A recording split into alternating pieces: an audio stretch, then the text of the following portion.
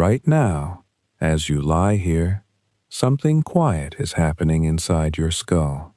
A faint chemical trace is being laid down somewhere in the folds of your brain, a whisper of tonight, recorded without your permission or your effort. You didn't choose to remember the sound of your own breathing just now, or the weight of the blanket settling over your legs, and yet some sliver of it may still be there tomorrow, filed away in the soft tissue behind your eyes. This happens every waking moment of your life, an invisible secretary taking notes you never asked for, deciding, mostly without consulting you, what gets kept and what gets quietly let go. And yet if you try, right now, to reach back to the very beginning of your own story, you find nothing there at all.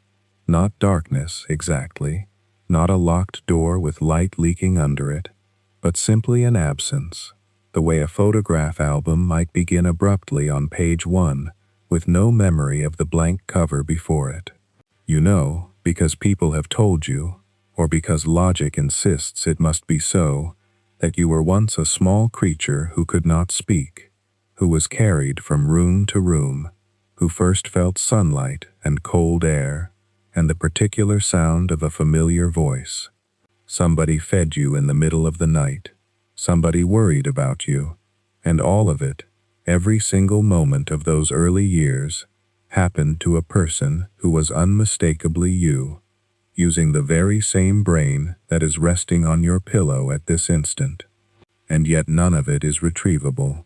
Not one clear, stand-alone scene of yourself before roughly the age of 3 or 4 survives in most people's minds, no matter how hard they squint into the past. This is one of the strange, almost impolite facts of being human. We spend our lives accumulating memories, defending them, treasuring them, sometimes wishing we could forget them, and all the while, we walk around missing the very first chapter, the one that arguably shaped everything after it. Think about how odd that would sound if it applied to anything else. Imagine owning a diary you'd kept faithfully for decades, only to discover that the first several years of entries were written in ink that had simply evaporated from the page, leaving nothing but blank paper. No smudges, no ghost of handwriting, nothing to suggest anything had ever been written there at all. You wouldn't say the diary was empty at the start. You'd know entries were made.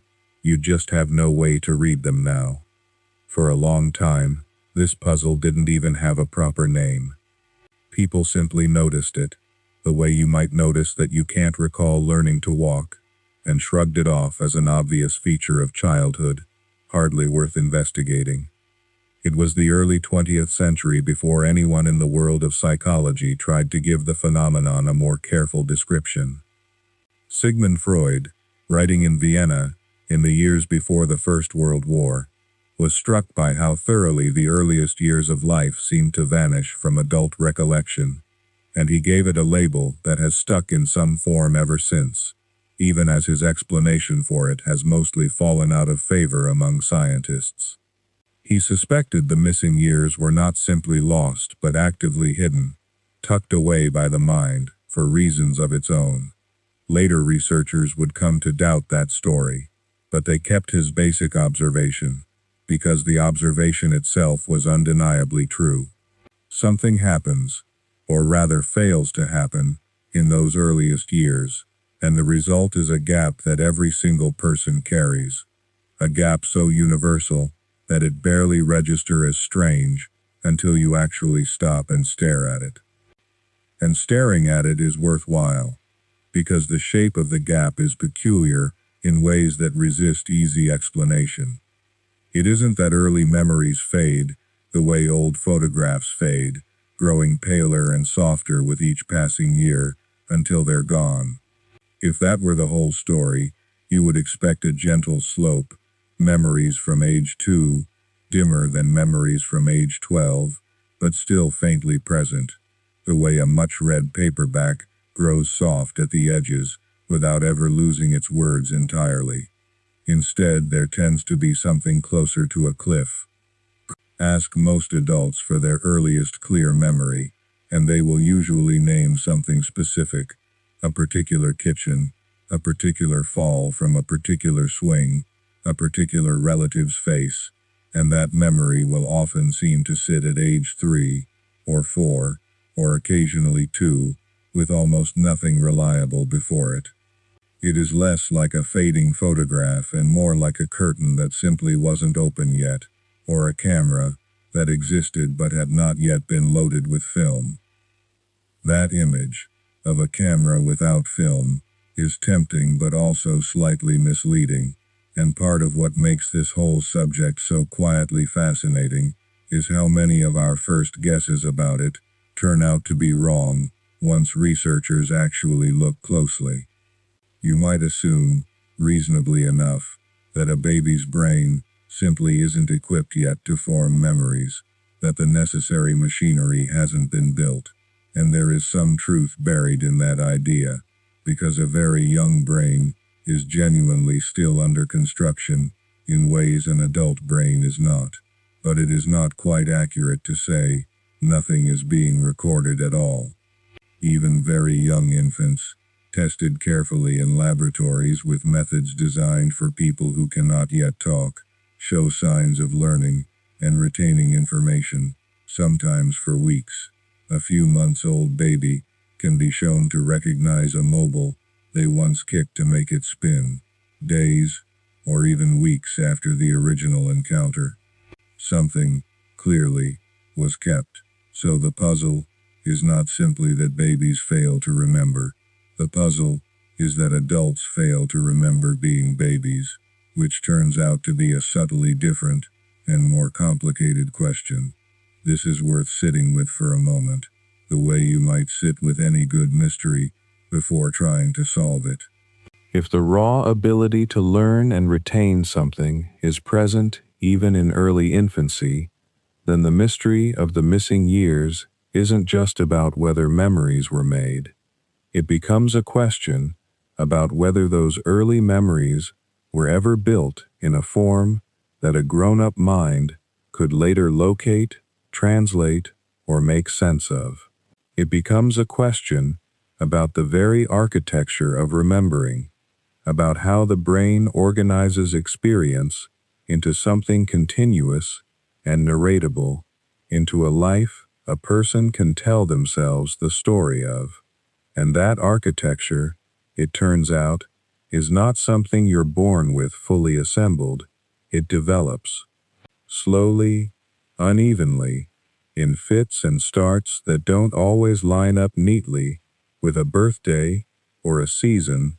Different parts of the brain's memory system come online at different paces, like rooms in a house being wired for electricity one at a time, while the family that will eventually live there is already, somehow, moving through the halls in the dark. So when you lie here tonight, wondering idly about the version of yourself that existed before memory as you know it began, you're not asking a foolish question, or a question with an obvious answer that everyone else already knows.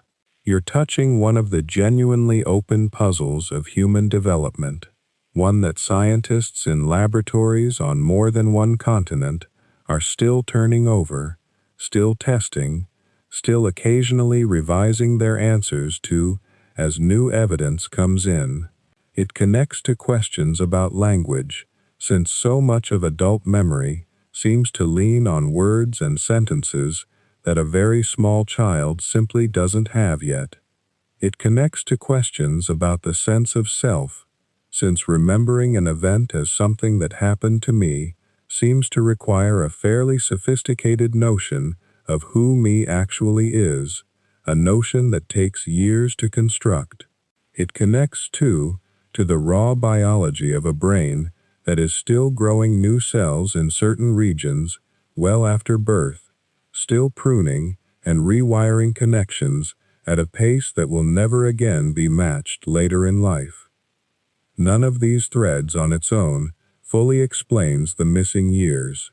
Together, woven carefully, They begin to.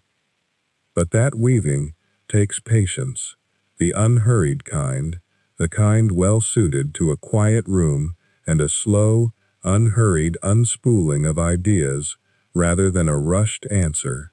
For now, it's enough to simply notice the shape of the mystery itself, to feel its outline, the way you might trace the edge of a familiar object in the dark, without needing to see it clearly. You were there, at the beginning, undeniably, cellularly, biologically you. And yet the you doing the remembering tonight has no direct access to that earlier self's experience. No footage, no transcript, only the second-hand reports of others, and the quiet, reasonable assumption that a continuous thread must somehow connect that small, unremembered person to the one now resting here, eyes growing heavy, listening to an explanation of a gap that before long will start to make a little more sense, one gentle layer at a time, starting with what memory itself actually is, and what it takes, deep in the folded tissue of the brain, to make a moment stick. Let's give infantile amnesia its proper name and its proper shape, because the term itself, once you sit with it, is a little more precise than it first sounds. Infantile amnesia isn't a diagnosis, not something a doctor would write on a chart, and it isn't a disorder in the way that word usually gets used. It's simply the name researchers settled on, more than a century ago now, for an ordinary and near universal fact about human minds, that almost nobody carries autobiographical memories from their first 2, 3, sometimes 4 years of life. Sigmund Freud is often credited with naming it back in the early 1900s, though his explanation for why it happens has not aged nearly as well as his observation that it happens at all. The observation was sound. The mystery underneath it is what has kept scientists busy ever since, long after most of Freud's specific theories about repressed early memories quietly fell out of favor. Here is the part worth turning over slowly, because it's easy to rush past and misunderstand. Infantile amnesia does not mean a baby's brain is simply idle, waiting, blank, like a room with the lights off. It means something much narrower and much stranger than that. It means the particular kind of memory that lets you say, I remember this happening to me, at this place, on this day, is the kind that goes missing from those early years. Researchers call this episodic memory, or sometimes autobiographical memory, and it's worth holding that phrase gently in your mind for a moment, because almost everything in this narration is going to come back to the difference between that kind of memory and other kinds. Think of episodic memory as a very particular kind of postcard, not just a picture of a place, but a picture with a date stamped on the back, and your own handwriting in the corner saying, I was there, I saw this happened to me and not to someone else. That's the format that seems to vanish almost entirely from the earliest years of life. Almost nobody, when asked honestly and carefully, can produce a genuine postcard like that from being 18 months old. Not the fuzzy sense of a room, not a color, not a face. Actual scenes, with a felt sense of I was there, tend not to survive from that age, and this holds true across strikingly different cultures, different languages, different child-rearing customs, which is itself a clue that something quite fundamental is going on, something more basic than any one family's habits or any one country's parenting style. But now here's the piece that so often gets left out, and it's the piece most worth carrying with you as you drift, because it quietly rearranges the whole puzzle. A baby who cannot form postcards is still, unmistakably, learning. Learning constantly, learning voraciously, in a way that might put any adult to shame, If adults were still capable of learning at that pace, consider what an ordinary 1-year-old already carries inside them without any memory of having acquired it.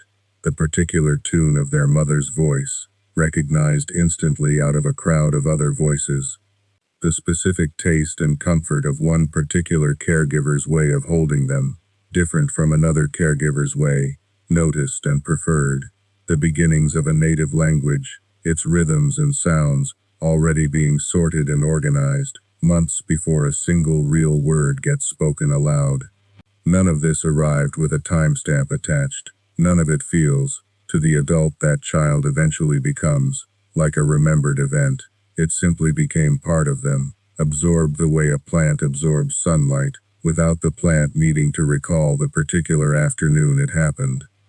Psychologists sometimes describe this as the difference between explicit memory and implicit memory, and the distinction is worth sitting with for a moment, because it does a lot of quiet work in explaining what's really going on. Explicit memory is the kind you can hold up and describe, the kind involved in telling a story, narrating a birthday party, explaining what happened yesterday afternoon at the park. Implicit memory is different. It's the kind of knowing that shows up in skills and habits and reflexes and preferences, the kind you demonstrate rather than narrate. You don't recall learning to recognize your own name being called across a room. You simply do recognize it, and have for a very long time, without any accompanying scene of the lesson itself. A baby's implicit memory system appears to be working well, gathering and keeping information, from remarkably early on, perhaps even before birth in certain limited ways researchers are still investigating carefully. It's the explicit, episodic, storytelling kind of memory that lags behind, that seems to come online slowly, unevenly, and only partially, over the first several years. So the fair way to describe infantile amnesia, the way that actually matches the evidence rather than the popular shorthand, isn't that babies don't remember anything. It's that babies build one kind of memory quite well, and another kind not yet at all, and then only gradually, patchily, over a long unfolding stretch of early childhood. And that gradualness matters enormously, because it's tempting, understandably, to imagine some kind of light switch. To picture a single birthday, a single week, after which memories suddenly start sticking the way they do for an adult, and before which nothing at all could stick. That would be a tidy story. It would also be wrong, or at least far tidier than what the research actually shows. What the evidence suggests instead is something more like a long, slow sunrise than a light switch flipping on. There is no single universally agreed cutoff age at which episodic memory begins, no candle that gets lit on a particular birthday for every child alike. Different studies, using different methods, in different decades, have located the boundary of earliest memories at different points, and reasonable, careful scientists still disagree today about exactly where to draw that line, and about whether one single line can even be drawn at all.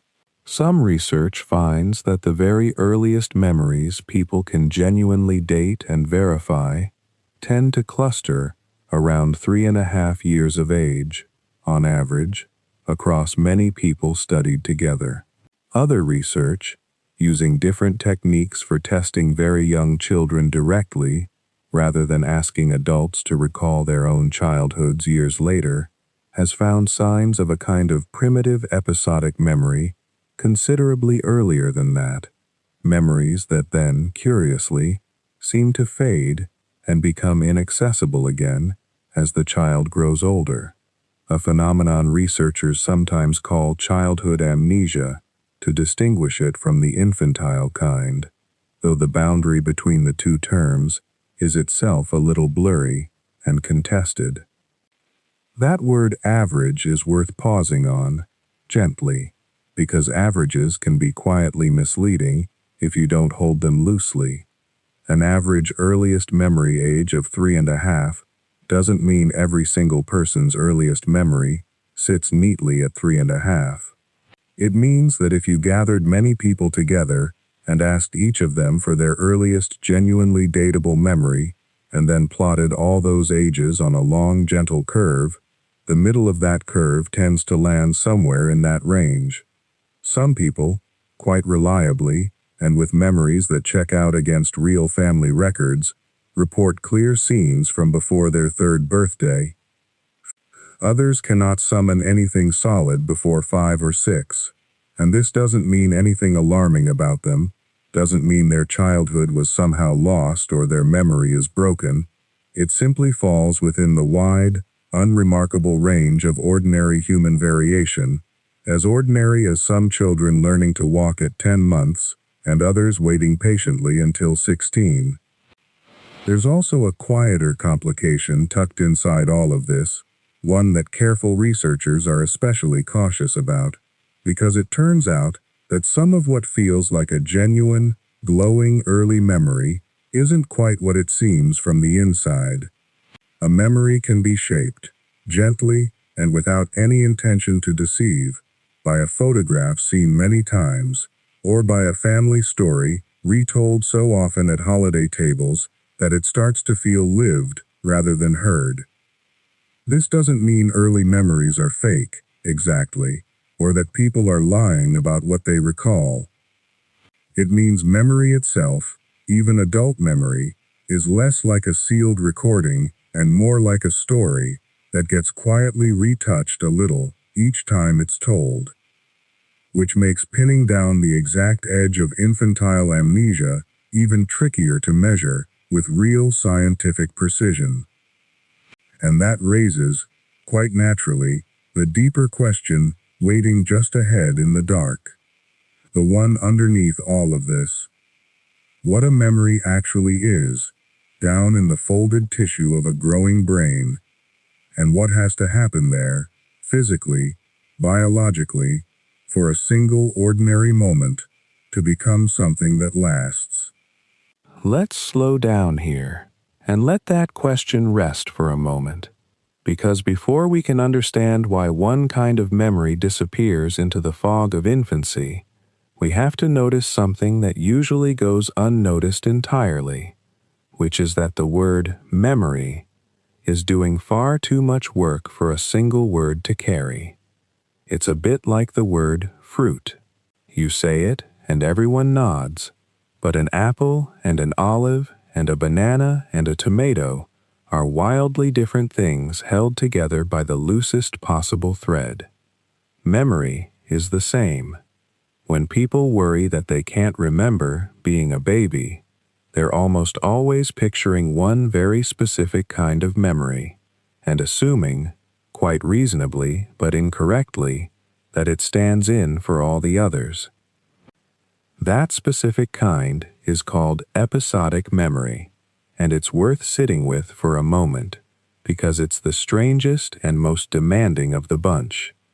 Episodic memory is the ability to mentally travel backward and re-experience a particular moment from a particular place at a particular time, complete with a sense that you, the very same you sitting here now, were there. If you remember the smell of a rainstorm on a specific afternoon when you were 9, standing under a specific awning, watching a specific stranger run past with a newspaper held over her head, that's episodic memory. It has a location, it has a timestamp, even a fuzzy one, and crucially, it has you inside it, watching from your own eyes, aware that this happened once, on one occasion, and is now finished and stored. This is the memory system that infantile amnesia mostly empties out.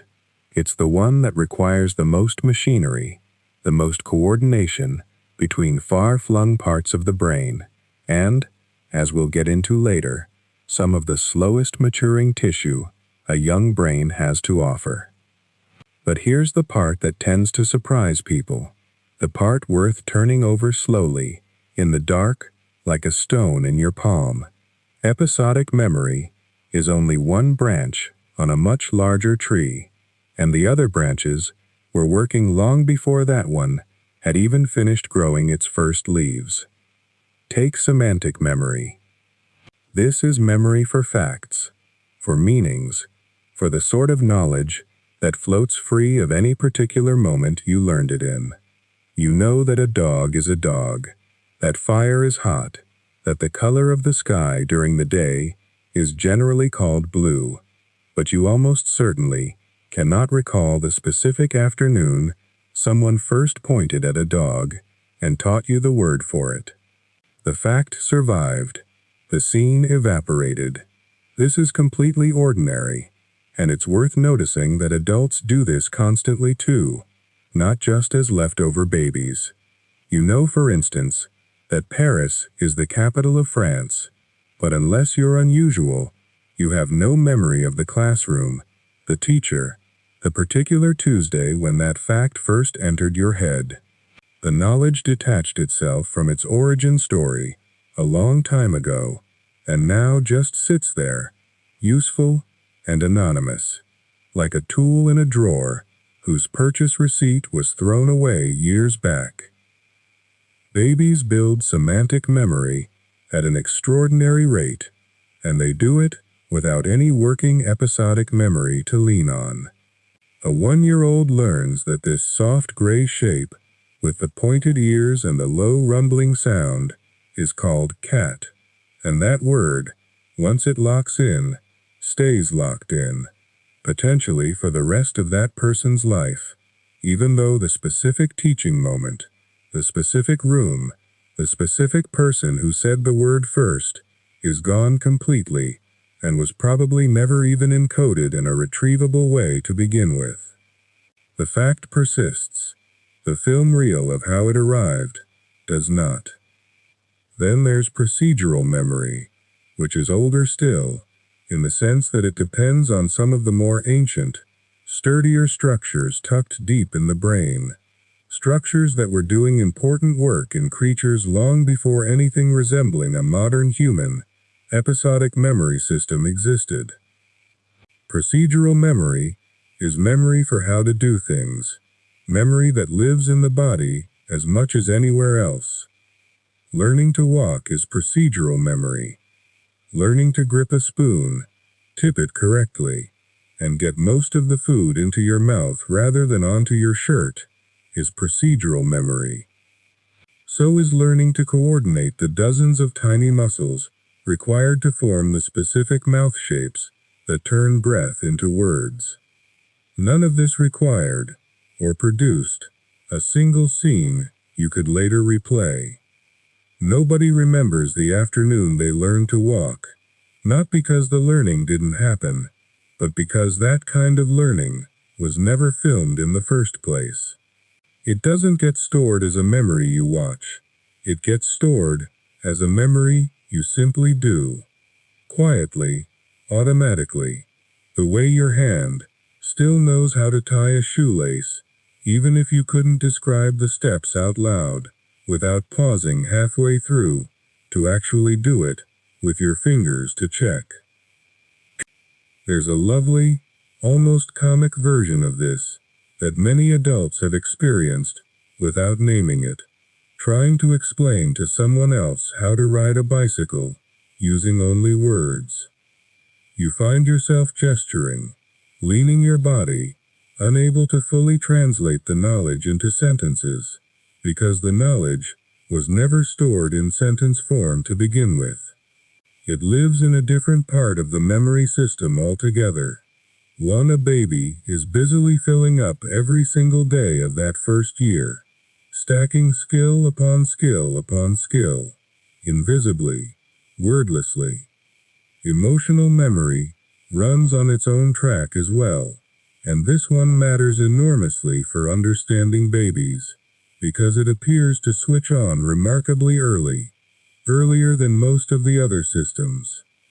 A very young infant can come to associate a particular voice, a particular set of arms, a particular pattern of rocking, with feelings of safety and calm. This is why a baby, who cannot yet recognize her own reflection in a mirror, can still, unmistakably, brighten at the sight of her mother's face, and grow uneasy around an unfamiliar one. That brightening, that unease, is the trace of something learned and retained, even though there's no scene attached to it, no memory. The baby could later describe as the day I learned my mother was safe. There was no single day.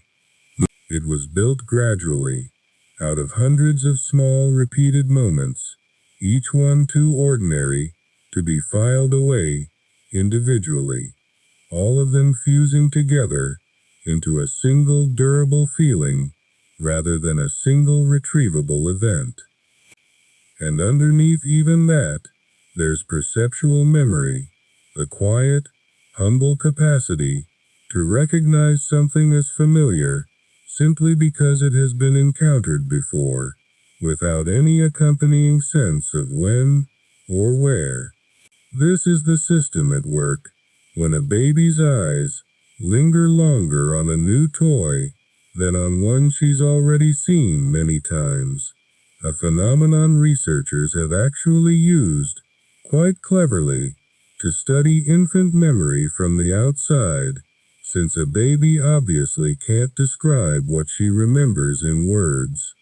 If her gaze shows a preference, however faint, for the unfamiliar object over the familiar one, that preference is evidence that some trace of the familiar object survived somewhere in her, even if she could never, as an adult, decades later, tell you that on a particular Tuesday in her first year of life, she saw a red block for the first time.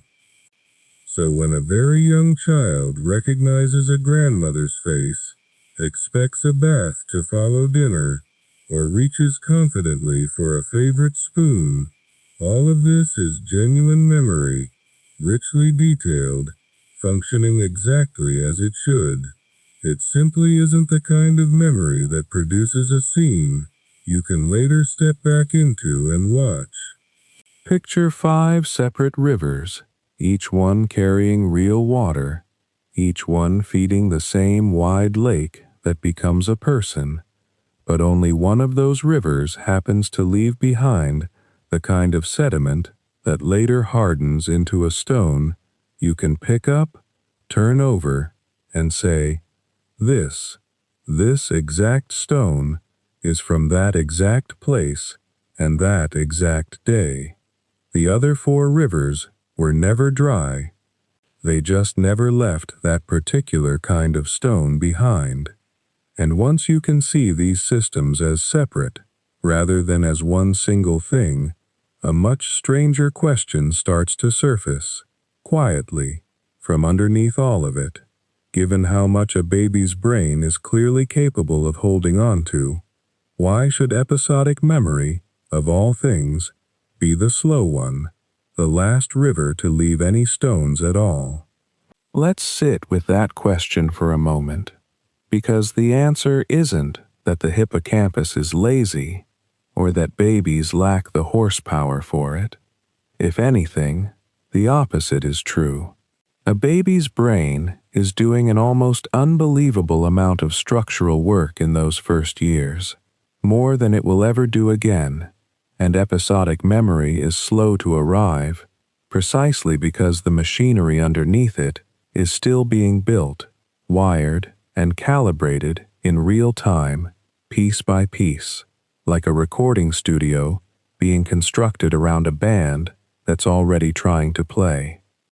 The hippocampus itself, that small curved structure tucked into each temporal lobe, named centuries ago by anatomists who thought its shape resembled a seahorse, is present and active from before birth. It isn't waiting in the wings. It's already doing work in infancy, which is part of why babies can form the kinds of familiarity and habit memories we talked about a moment ago. But being present and being finished are 2 very different things. The hippocampus in a newborn is a bit like a violin section that has already taken its seat on stage, instruments in hand, capable of producing sound, and yet the players haven't fully learned the piece, the conductor hasn't arrived, and several other sections of the orchestra haven't even walked in the door yet. Sound comes out. It just isn't yet the coordinated performance that episodic memory requires. Part of what's still developing, quite literally, is the internal architecture of the hippocampus. It isn't one uniform blob of tissue, but a loop of distinct subregions, each with its own job, feeding information into and out of one another in a specific sequence. One of these subregions, the dentate gyrus, is especially interesting because it's one of the very few places in the entire human brain where new neurons continue to be born after birth, a process called neurogenesis. In infancy, this region is under heavy construction. New cells are arriving, finding their place, extending connections outward, and this ongoing construction seems to matter enormously for a specific skill called pattern separation, which is really worth pausing on because it explains something that might otherwise seem mysterious. Pattern separation is the brain's way of keeping similar experiences from blurring into one another. Think about how many times in a single week you might sit at the same kitchen table, eat a similar breakfast, greet a similar morning light coming through the window. If your brain simply stored each of these moments as a raw impression, without some mechanism for keeping them distinct, they would collapse into a kind of smeared average, a single foggy sense of mornings at the table rather than any one particular morning. Pattern separation is what allows the brain to take two overlapping experiences and file them in slightly different drawers, so that later, cued by the right question or the right smell, you can pull out Tuesday specifically rather than a blended impression of every Tuesday you've ever had. It's the difference between a photograph and a long exposure shot where everything moving blurs together. In a young child, this system is still coming online. The dentate gyrus is not yet fully staffed, so to speak, and the result is that similar experiences are more likely to overlap, to blend, to interfere with one another, rather than sitting side by side as separable events. This alone would make it harder to hold on to individual episodes, even if everything else about the brain were already fully mature. Which brings us to the next piece of the puzzle, because the hippocampus was never meant to work alone. Memory, especially the vivid, revisitable kind, depends on a conversation between the hippocampus and the cortex, that thin, deeply folded outer layer of the brain where sensory details, language, spatial maps, and conceptual knowledge all live in their own specialized regions. When you experience something, say, the particular sting of cold lake water in early June, different fragments of that moment get processed in different cortical areas. The temperature registers in one region, the visual scene in another, the sound of your own gasp in another still. None of these fragments knows about the others.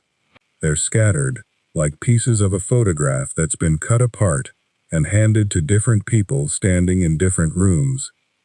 The hippocampus's job, in this account, is to act as something like an index, a rapid-fire binder that briefly holds the address of each fragment, so that hippocampus and cortex together can, later, reassemble the whole scene.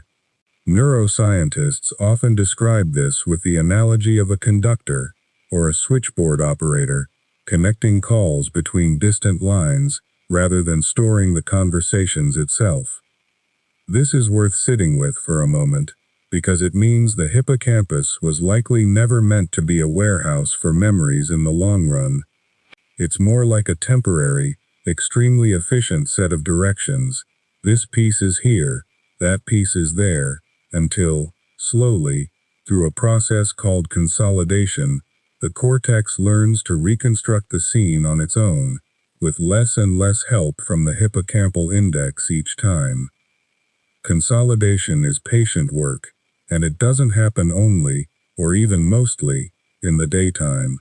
A great deal of it happens during sleep, particularly during certain stages where the hippocampus appears to replay the day's fragments to the cortex, over and over, in compressed bursts, almost like a teacher quietly reviewing flashcards with a very slow student long after the classroom has emptied out.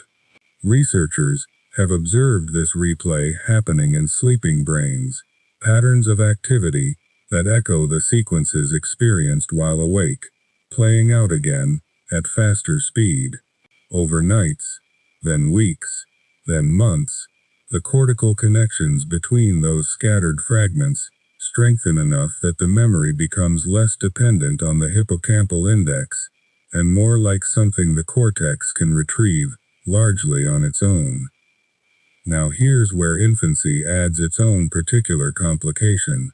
If the hippocampus is still under construction, still learning to do its indexing well, and still developing the pattern separation that keeps similar days distinct from one another, then the fragments it's handing off to the cortex for consolidation are, understandably, less precise, less stable, and less reliably tagged than the fragments an older child's or adult's hippocampus would produce. It isn't that nothing gets indexed.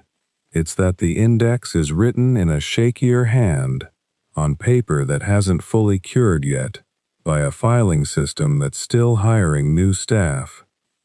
And there's another piece to this, one that took researchers quite a long time to appreciate fully, which is that the cortex itself is undergoing its own dramatic renovation during these same early years.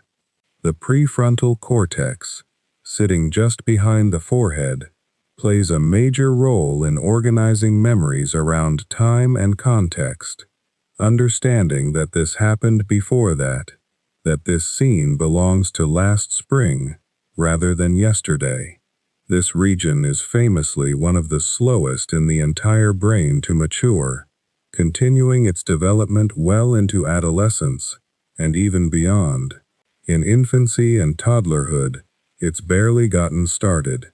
So even in the rare cases where a hippocampal index manages to capture a fragment reasonably well, there may not yet be a fully developed cortical partner capable of stitching that fragment into a coherent, time-stamped scene, the way an adult brain does almost automatically, without any conscious effort at all. Picture, then, not two brain regions, but an entire small workshop, with different benches for cutting, sanding, assembling, and finishing, and imagine that workshop being built while it's already, somehow, expected to produce furniture. Some rough shapes get cut, some pieces get sanded a little, but the final assembly line, the one that would turn all those pieces into a finished chair you could sit in years later and say, "I remember when this was made," simply isn't installed yet. The wood isn't wasted. The work isn't pointless. It's just not yet capable of producing a finished, retrievable object, and it will be quite some time before it can. Which leads naturally to the next thread worth pulling on, because indexing and consolidating a memory is really only half the story. Even a memory that has been stored, however imperfectly, still has to be found again later, pulled back up out of the depths on command, and that act of retrieval turns out to depend on its own set of slowly maturing skills, ones that a very young child, quite reasonably, hasn't yet had the chance to practice. One of those skills, it turns out, is language itself. And this is where the story takes a genuinely interesting turn. Because language does not simply describe a memory after the fact, it seems to actually help build the scaffolding that memory gets hung on in the first place. Think about what happens when a toddler skins a knee on the sidewalk. In the moment, there is sensation. There is the sting, the surprise, maybe the sight of a small red mark, the sound of a parent's voice rushing over. All of that arrives as a flood of raw experience, undivided, unlabeled, just happening. Now think about what happens a few hours later, at dinner, when a parent says, "Oh no, tell Daddy what happened at the park today. You fell down, didn't you? Did it hurt?"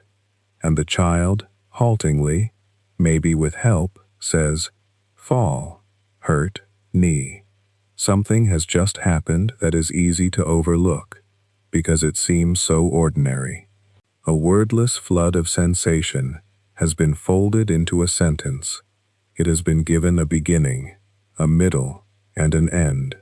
It has been given a name. This matters more than it might seem to, because human autobiographical memory, the kind adults use when they tell the story of their lives, is not simply a video file sitting in storage, waiting to be replayed. It is something closer to a narrative. It has characters, usually oneself. It has a setting. It has a sequence of events that unfold in a particular order, first this, then that, and crucially, it has language attached to nearly every part of it, because for most adults, remembering and narrating are almost the same act. Ask someone to remember their first day of school, and watch what happens. They don't just have an image appear. They start talking, even if only in their own head. "I walked in. I was scared. My teacher had red hair. I sat near the window." The memory arrives dressed in sentences.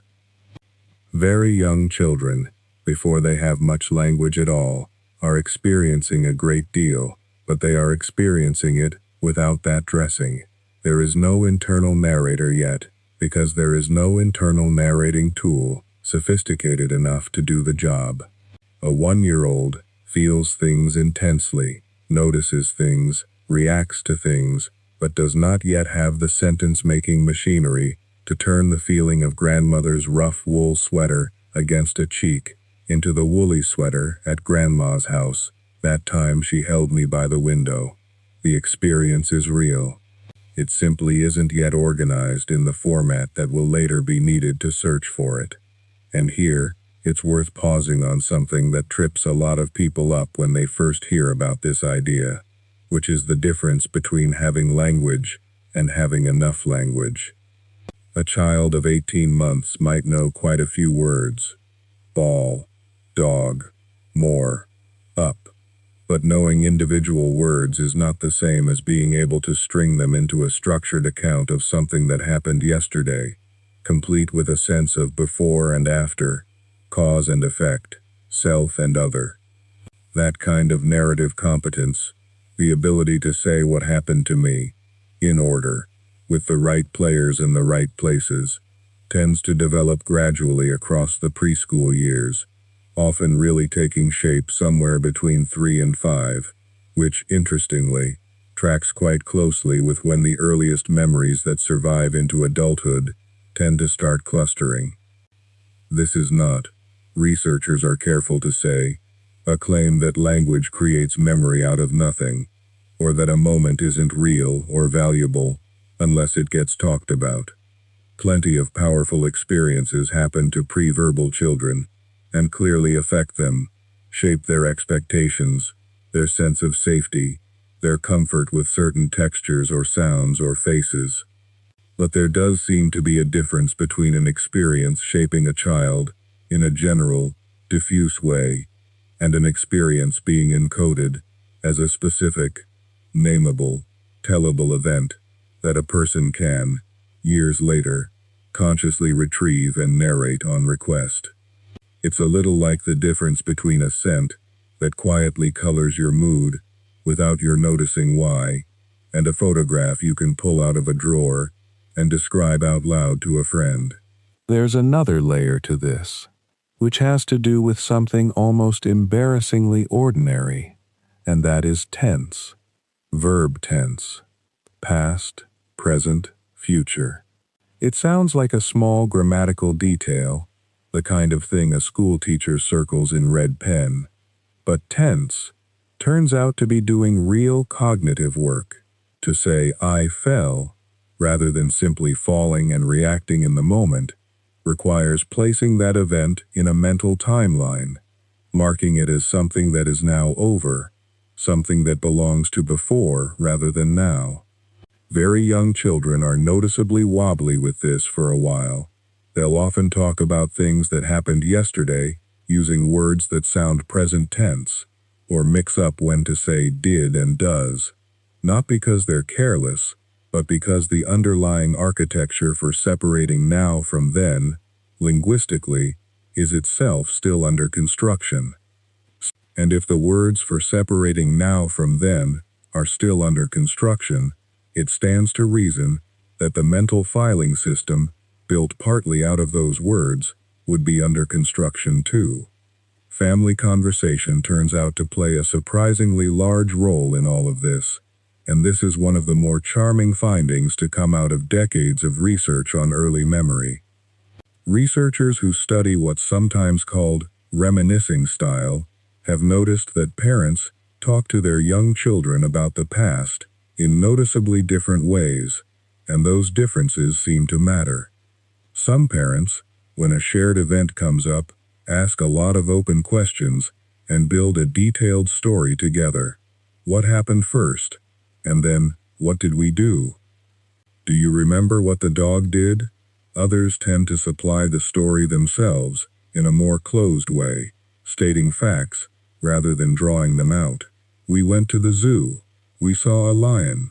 Both approaches convey information, but only one of them seems to give the child repeated practice at doing the actual narrating, at pulling pieces of an experience into linear, spoken order. And children who get more of that elaborative back and forth, that gentle co-authoring of yesterday's events, at the dinner table, or in the car, or at bedtime, tend, on average, to develop earlier and more detailed autobiographical memories than children who don't get quite as much of it.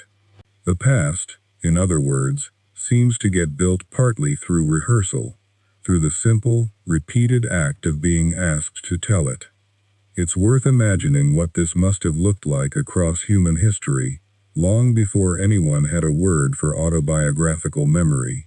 A parent by a fire, recounting the day back to a small child. Do you remember the goat that got loose? You laughed so hard.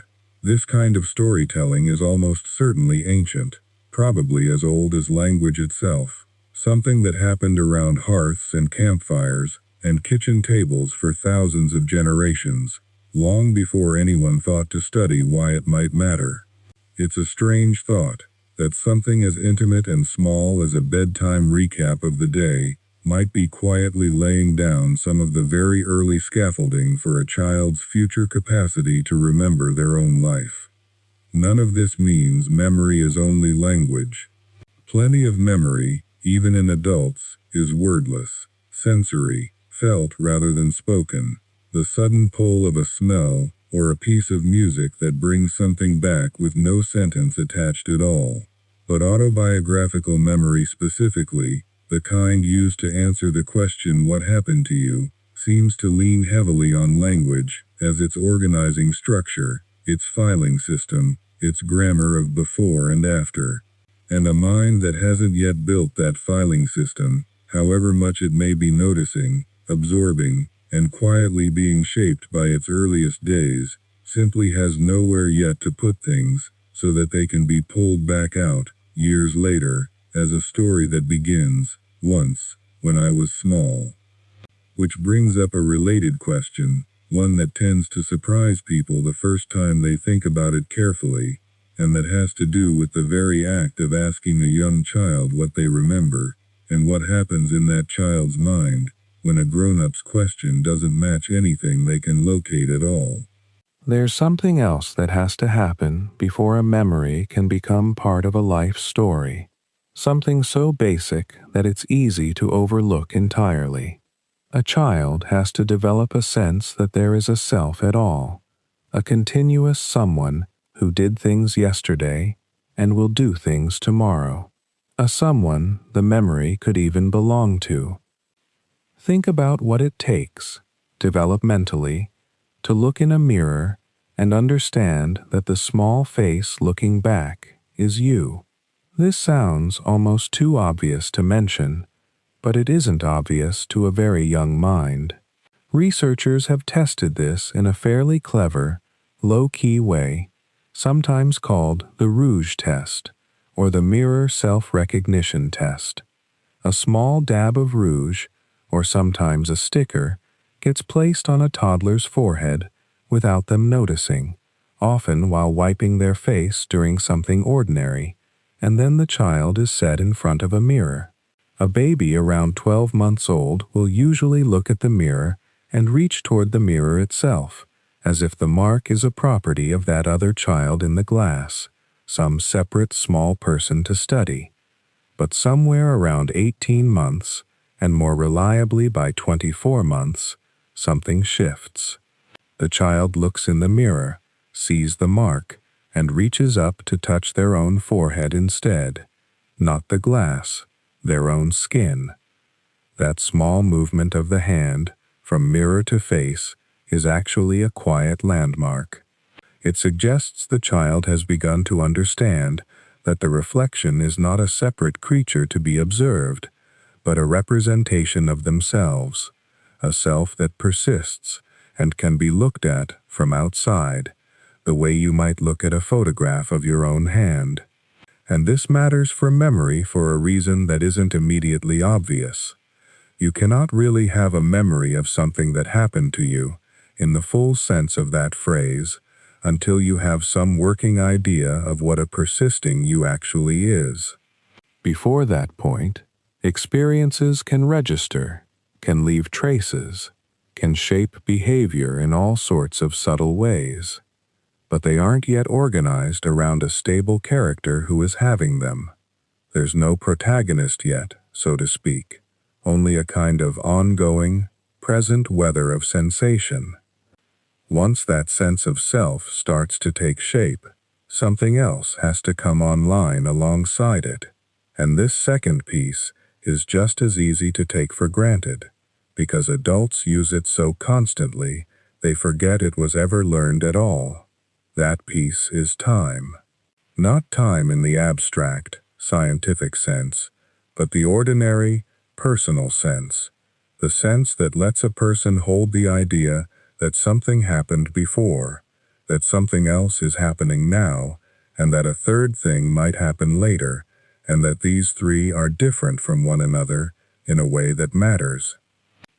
Small children, it turns out, are surprisingly slow to sort this out. Ask a 2-year-old when something happened, and you'll often get an answer that doesn't track the calendar at all. Yesterday might mean any point in the past, whether that past was an hour ago or 3 months ago. Tomorrow might be used for anything not yet arrived, whether it's in 10 minutes or next year.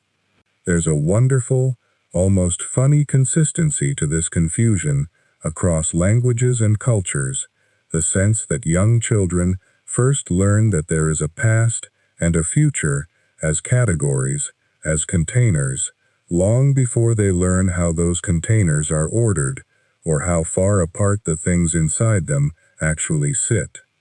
It's a little like being handed 2 boxes labeled before and after and told to sort your whole life into them, without yet being given a ruler to measure distance.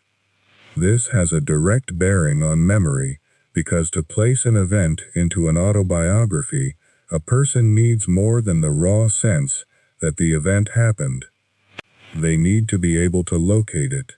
They need some working scaffold of days and weeks and years, some internal calendar, however rough, onto which an experience can be pinned.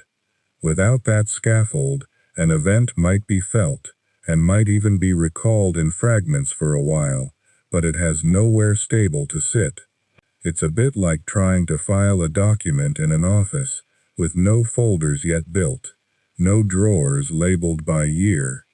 The document might exist somewhere in the room, but there's no system yet by which anyone, including the person who wrote it, could reliably go back and find it later.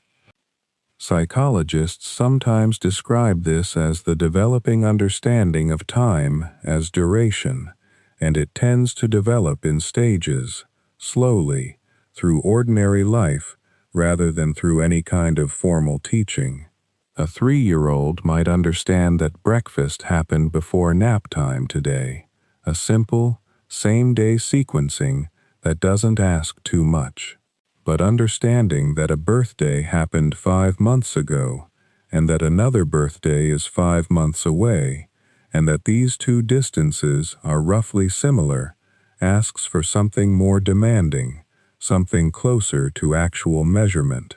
That kind of comparative, extended sense of time tends to develop gradually across the preschool years and isn't usually solid until sometime around age 5 or 6, and even then, it keeps refining itself well beyond that. There's a sweet, telling kind of evidence for this in the way small children talk about the future. Ask a very young child what they want to be when they grow up, and often you'll get an answer that reveals they haven't fully grasped how far away grown-up actually is. A 3-year-old might say they want to be a dog, or a specific toy, or their own older cousin, without any sense that this is a strange kind of ambition, because the distance to adulthood hasn't yet resolved itself into something graspable. It isn't that the child is being fanciful or funny on purpose. It's that grown-up, from where they're standing, is simply a hazy region called later, not yet sorted by number of years, the way it eventually will be. All of this, the self that can be pointed to in a mirror, and the timeline that experiences can be filed into, seems to be part of the quiet infrastructure that has to be built before autobiographical memory can really begin its work. It's a bit like building a house before you can furnish it. The furniture might already exist in pieces, scattered in memory somewhere, but until the rooms are framed, until there's a structure with a floor plan and a sense of which room comes before which, there's nowhere to set anything down in a way that it can be found again. And here's a detail some parents notice, almost as a kind of accidental home experiment, though it's really just an ordinary part of growing up. A child who at 2 could not really answer, "What did you do yesterday?" in any organized way, might by 4 or 5 start doing something new and rather touching. They start telling stories about themselves unprompted, offering up a whole sequence. First we did this, and then this happened, and then I was sad because of that. This is the self and the timeline working together, the felt sense of I as a continuous character, moving now confidently through a structure of before and after, weaving the two into something that finally resembles a narrative rather than just a scattering of feelings.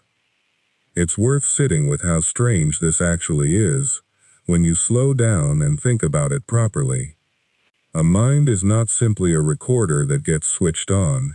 A mind, in these very early years, is busy assembling the recorder itself, piece by piece, self by self, timeline by timeline, and it's only once enough of those pieces are in place that the recordings which do happen have any real chance of becoming something a person can walk back into later and call, with quiet confidence, mine. Which raises a fair question, and a natural one to sit with for a while. If the self and the sense of time are still being built during these years, what happens to the experiences a baby has before any of that scaffolding exists at all? Are those days simply lost, the way water disappears into dry sand, Or is there some other, quieter way they might still be present, tucked somewhere just out of the reach of words?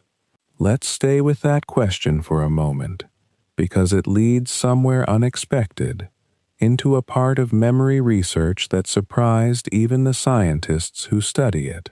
It turns out that forgetting itself has a shape. It isn't random. It follows a curve, and that curve was first sketched out not by watching babies at all, but by a 19th century German psychologist named Hermann Ebbinghaus, who spent long hours alone in his study, memorizing lists of nonsense syllables, things like Zoff and Rule and Dax, purely so he could test himself later and chart how quickly they slipped away. What he found, and what has held up remarkably well since, is that forgetting happens fast at first and then slows down. You lose a great deal in the first hours and days after learning something, and then the rate of loss eases off, so that what survives the initial drop tends to survive much longer. Picture a steep hill that levels out into a gentle, almost flat slope. Most of the descent happens right at the start. Now here is the part that matters for a person trying to understand their missing baby years. Early childhood appears to have its own version of this curve, but steeper, faster, and stranger than the ordinary forgetting adults experience. Some researchers call it childhood amnesia's own accelerated decay, though that phrase makes it sound almost mechanical, almost cold, when really what's happening is closer to something organic, something more like how a sandcastle near the shoreline doesn't erode evenly. The parts closest to the water go first, fastest, while the parts set further back can hold their shape a little longer, until eventually the tide reaches everything anyway. Why would early memories fade faster than memories formed later in life? One answer, and a fairly persuasive one, involves a word that sounds technical but describes something very ordinary: interference. Picture the toddler years for a moment, not from the outside, but from the inside, if such a thing were possible. Every single day is new. Not new in the way an adult's Tuesday might feel slightly different from their Monday, but new in an almost overwhelming sense.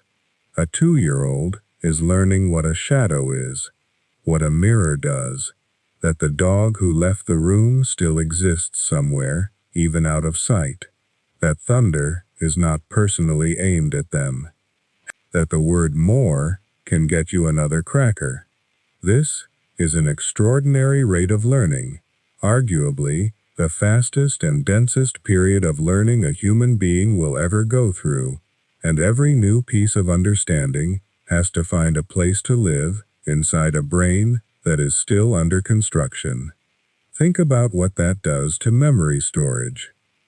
If you've ever tried to keep a scrapbook during an overwhelming week, tickets and photographs and little scraps of paper all landing on the same small table faster than you can sort them, you'll have some sense of the problem.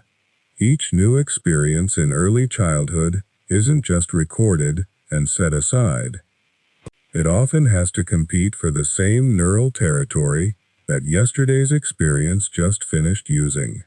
Newer learning can overwrite or blend into older learning, not through any dramatic erasure, but simply because the system is so busy, so full of urgent new material, that many earlier traces get crowded, jostled, and eventually lost among everything arriving after them. It's less like a filing cabinet with too many folders, and more like writing in the sand while the tide keeps coming in every few minutes. Something is always washing over what came just before. There's a second, quieter piece to this puzzle, and it has to do with something researchers call retrieval cues. A memory, even a well-formed one, isn't simply sitting in the brain waiting to be noticed. It has to be found, and finding it usually depends on some kind of thread that connects the present moment back to the moment the memory was made. A particular smell might do it. A song. A specific street corner. The cues that pull old memories to the surface tend to match the cues that were present when those memories were laid down in the first place. Now, think about how completely a baby's world of cues changes over just a few years. The smells are different, because a baby's sense of smell processes the world differently than a toddler's does, and differently again than a 5-year-old's. The sounds are different, because a baby who hasn't yet learned language hears speech as a kind of pure tone and rhythm, almost musical, before the individual words snap into focus with meaning. Even the physical experience of the world is different, quite literally, because a baby who cannot yet sit up sees the ceiling, the underside of tables, the legs of chairs, an entire universe experienced from a horizontal vantage point that will vanish forever the moment crawling begins, then vanish again when walking begins. The cues that might once have unlocked a memory from that time are, in a very real sense, retired. The doors they used to open no longer exist in the shape they once had, and the adult mind, standing in its very different body with its very different senses, has almost nothing left that matches the original key. There is also something happening at a more physical level, deep in the architecture of the brain itself, and it may be the most important piece of all, a structure called the hippocampus, which acts something like a librarian for new memories, deciding what gets filed and how, is still undergoing enormous change during infancy and toddlerhood. New neurons are being produced there at a striking rate during these early years, a process called neurogenesis, and while new neurons might sound like an unambiguously good thing, some researchers suspect it comes with a hidden cost for memory in particular. Each new neuron has to be woven into existing circuits, and that weaving can disturb the very connections that were holding older memories in place. It's a little like renovating a house while people are still living in it. The new wiring being installed is wonderful for the future, but the process of installing it can accidentally loosen or disconnect some of what was already there. As the rate of new neuron production slows down later in childhood, this particular kind of disruption slows too, which may be part of why memories formed later in childhood tend to stick around so much more reliably than memories formed in the earliest years. So between the sheer competition of non-stop new learning, the vanishing of the original cues, and a brain that is still busy rewiring its own foundations, it starts to make sense why the earliest years leave so little behind that a person can consciously reach. But consciously reach is a careful choice of words there, and it's worth pausing on, because it may not be the whole story. There is a difference, and it's a meaningful one, between a memory being gone and a memory being inaccessible. Some researchers who study this question gently point out that we don't actually have strong proof that early experiences are erased in any complete sense. What the evidence more clearly shows is that they become very difficult, perhaps in practice impossible, to consciously retrieve and narrate. But the body sometimes seems to remember in ways that have nothing to do with words or storytelling at all. A particular lullaby might settle an older child in a way that seems to come from nowhere, as if some part of them recognizes it, even though nothing in their nameable memory can say why. A certain rocking rhythm might soothe an adult more than logic would predict. These are not proof of anything specific, and it would be a mistake to treat them as tidy evidence, because the human mind is remarkably good at forming comforting associations later in life too, long after infancy, and it can be very hard to tell the two apart. But the possibility remains open, held quite seriously by careful researchers, that some trace of those earliest days persists in the nervous system in a form that never converts into language, never becomes a story with a beginning and an end, and simply lives on instead as a kind of quiet, wordless familiarity. And that idea, that something might remain, even when the story of it cannot, leads naturally into a related question worth turning over slowly. If certain early experiences really do leave some kind of mark, even a silent one, what form might that mark actually take? And where, in the body or the brain, would anyone even begin looking for it?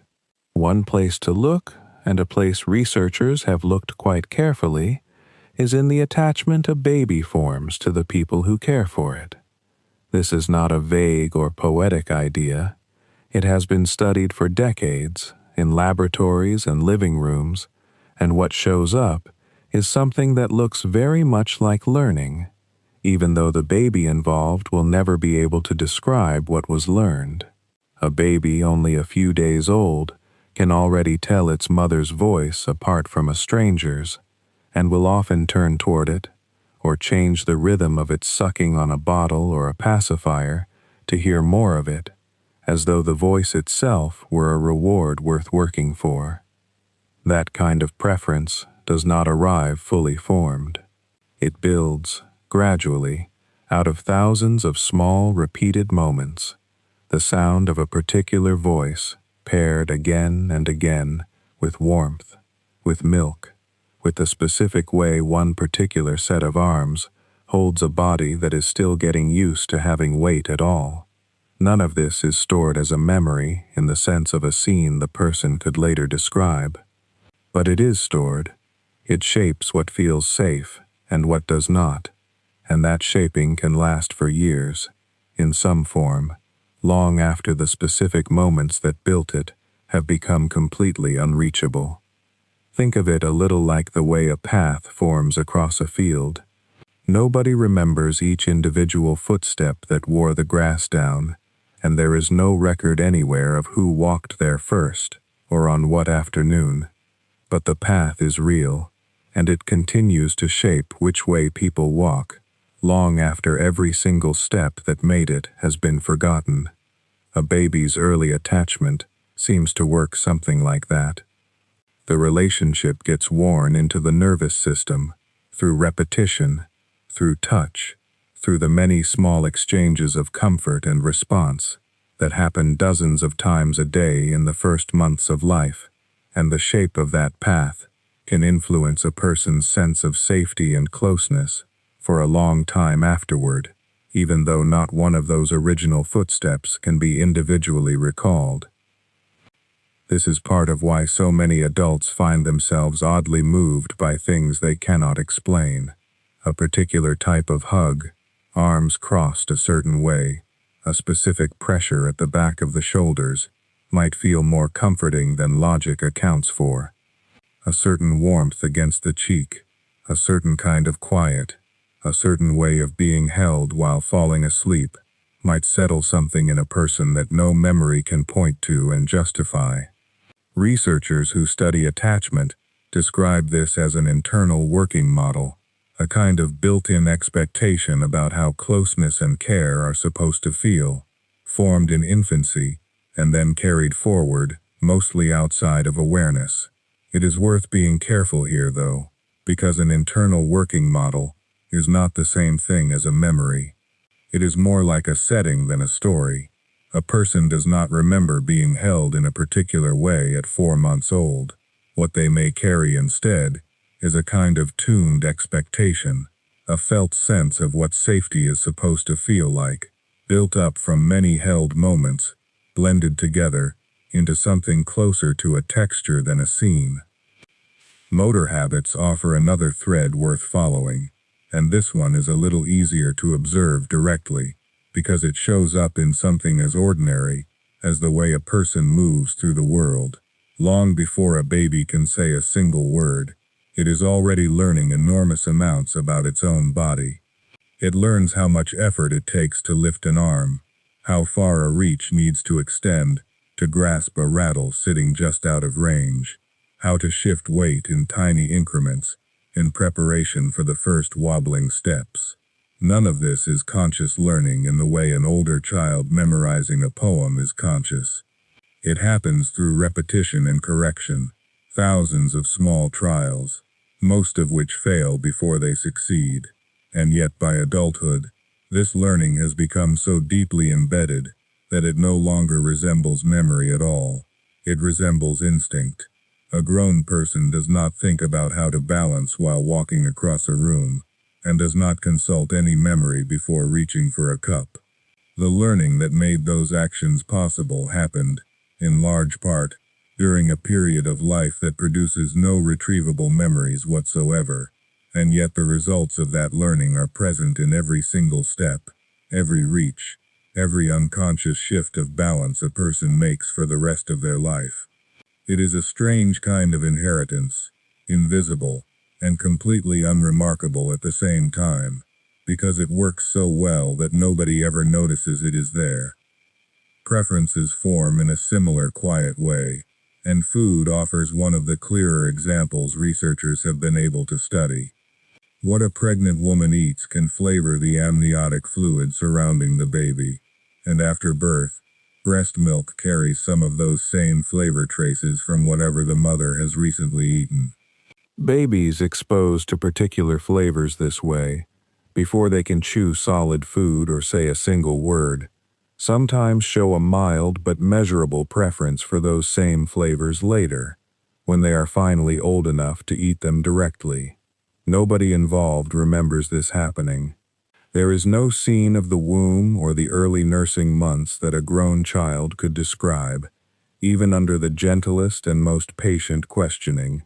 But something about early exposure appears to nudge preference in one direction rather than another, in a small and probabilistic way, rather than a dramatic or reliable one, more like a slight tilt in the odds than a fixed and certain outcome. It is a gentle reminder that learning does not require conscious memory in order to happen. A great deal of it, especially in these earliest years, seems to slip in sideways, doing its quiet work of shaping preference and habit, while leaving no trace that awareness can later locate. Stress responses appear to follow something like the same underlying pattern, though this is a more delicate area, and it deserves to be handled with real care rather than turned into anything alarming. Early experiences of comfort, and of its opposite, seem to help calibrate a young, developing system that will spend the rest of a lifetime managing stress. This calibration happens through the body's ordinary chemistry, through hormones, and the many small feedback loops that regulate arousal and calm, and it is shaped gradually by the pattern of responses a baby receives again and again during a period when its own nervous system does not yet know how to regulate itself and depends heavily on the people around it to do that regulating on its behalf. None of this becomes a story. A baby does not grow up and recall specific instances of comfort or distress from its earliest months, because at that age, the memory systems needed to form and later retrieve that kind of narrative are simply not yet built enough to do the job. But the general pattern, the broad tendency of a system toward feeling settled or toward feeling more easily alarmed, may in some cases be shaped in ways that persist quietly and without any accompanying story to explain them. It is worth pausing here to be careful, and to say plainly that none of this amounts to proof of specific hidden memories waiting patiently to be uncovered, whole and detailed, if only the right technique could reach them. That version of the idea, appealing as it can sound, runs well ahead of the evidence, and it has led to some real and well-documented harm in the past when it was taken too literally and applied too confidently. What the research does support is something quieter and, in its own way, more interesting. That learning of many different kinds, emotional, physical, and even a little bit chemical, can happen early, can leave lasting effects on how a body and a nervous system operate, and can do all of this without ever becoming anything a person could later sit down and consciously tell as a story. Familiarity is not the same thing as memory. Comfort is not the same thing as recollection, and what remains from infancy seems to live far more in patterns of response than in anything resembling a retrievable scene. That distinction between a shaped pattern and a rememberable event turns out to matter quite a lot for another part of this puzzle too, one that has to do with when the story-keeping machinery of the brain actually does switch on, and what changes, quietly and gradually, once it finally does. There is another layer to all of this, and it has nothing to do with neurons at all. It has to do with living rooms and dinner tables and the particular ritual of a family pulling out a photo album on a rainy afternoon. Think for a moment about your own earliest memory, the one you would tell if someone asked. Maybe it is a birthday party, a bright kitchen, a dog that used to follow you around the yard. Now consider a strange and slightly uncomfortable question. How much of that memory is actually yours, in the sense of having come from your own eyes and ears at the time, and how much of it has been quietly built for you since, by other people, in the years after the event happened? This is not a trick question, and it is not meant to make you doubt everything you remember. It is simply one of the more well-studied and genuinely fascinating findings in memory research.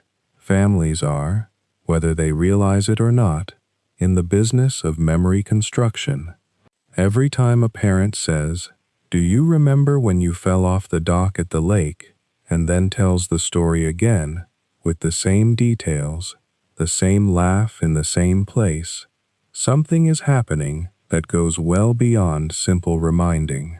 The child is receiving a structured account, complete with a beginning, a middle, and an end, complete with emotional coloring, complete with details the child may never have registered in the first place, such as what the weather was like, or what someone else was wearing, or what was said just before or just after the moment the child does recall.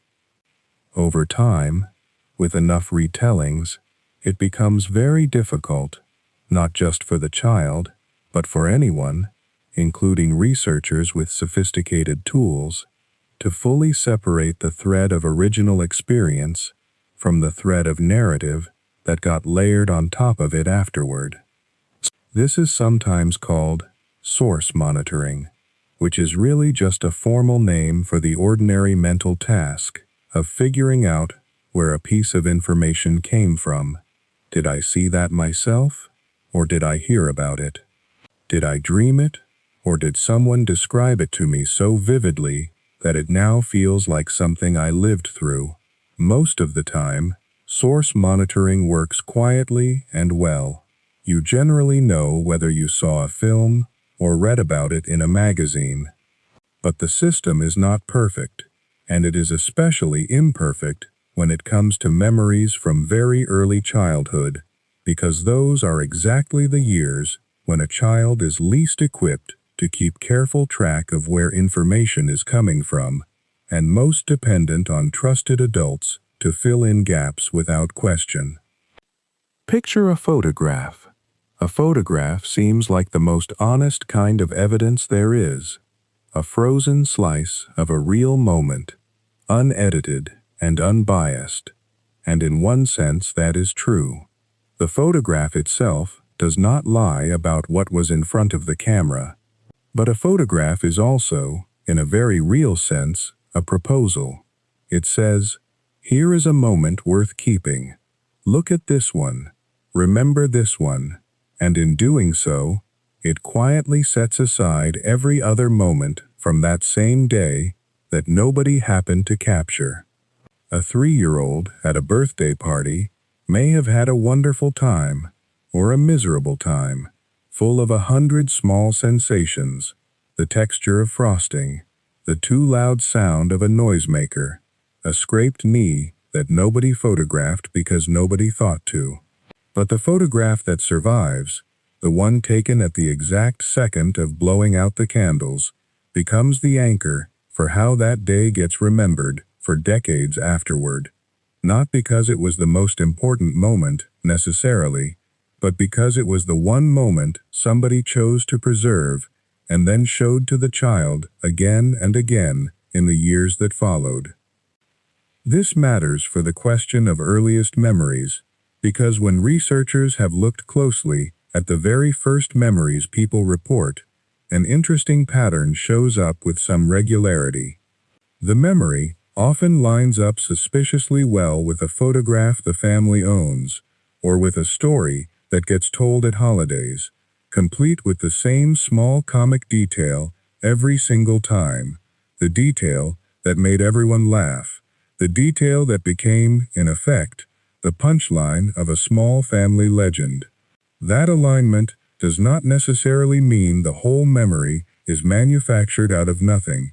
There may well be a genuine kernel there, some fragment of real sensation or real emotion that the child did experience, and did, in some limited fashion, register at the time. But the vivid, detailed, almost cinematic version of the memory that gets reported years later, complete with dialogue and camera angles and a clear sense of where everyone was standing, is very likely something that has been built up gradually, session by session of retelling, the way a coral reef builds up gradually, one small addition at a time, until eventually there is a whole structure where once there was only a single tiny anchor point.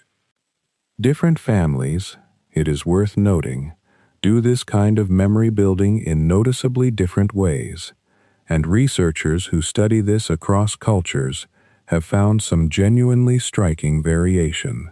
In some households, the pattern of talk around a shared event is highly elaborative, meaning that when something happens, a trip to the beach, a visit from a grandparent, an adult will circle back to it afterward and ask a lot of open questions. What happened first? How did that feel? What do you think the dog was thinking? This kind of talk invites a child to build a rich, detailed narrative structure around the event, to practice, essentially, the skill of turning a raw experience into an organized story with a shape and a sequence. In other households, conversational style tends to be more repetitive and less elaborative, with adults offering shorter confirmations rather than open invitations to elaborate further. Neither style is right or wrong in some moral sense, and both exist within a huge range of loving, functional family life. But researchers have found that children raised in households with more of that elaborative, back-and-forth conversation style tend, on average, to report earlier and more detailed first memories than children raised in households where event talk is comparatively brief. The scaffolding, in other words, seems to matter. A memory that gets talked about, asked about, turned over from different angles in conversation seems more likely to become a stable, retrievable story than a memory that happens and is simply left alone afterward, unremarked upon, unrehearsed. There is also a broader cultural layer sitting on top of all this family-level variation, and it, too, shapes what people end up remembering and how early those memories seem to begin.